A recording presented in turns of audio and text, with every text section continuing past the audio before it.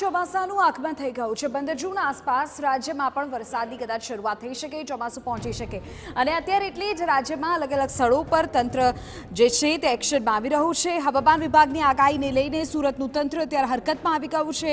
દક્ષિણ ગુજરાત સહિત સુરત જિલ્લાના દરિયાકાંઠામાં 40 કિલોમીટરની ઝડપે પવન ફૂંકાવાની સંભાવના છે, જેને લઈ સુરત પોલીસે લોકોની સાવચેતી માટે જાહેરનામું પ્રસિદ્ધ કર્યું છે, જે મુજબ 1 થી 7 જૂન સુધી ડુમસ અને સુવાલી બીચ પ્રવાસીઓ માટે બંધ કરવામાં આવ્યું છે।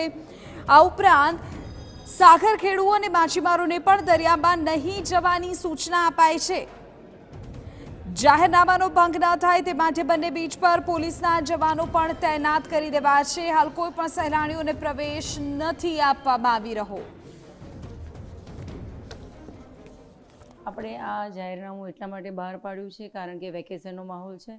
પરિવારજનો સાથે ડુમસ અને સુવાલી બીચ ઉપર મોટી સંખ્યામાં સહેલાણીઓ આનંદ પ્રમોદ માટે જતા હોય છે।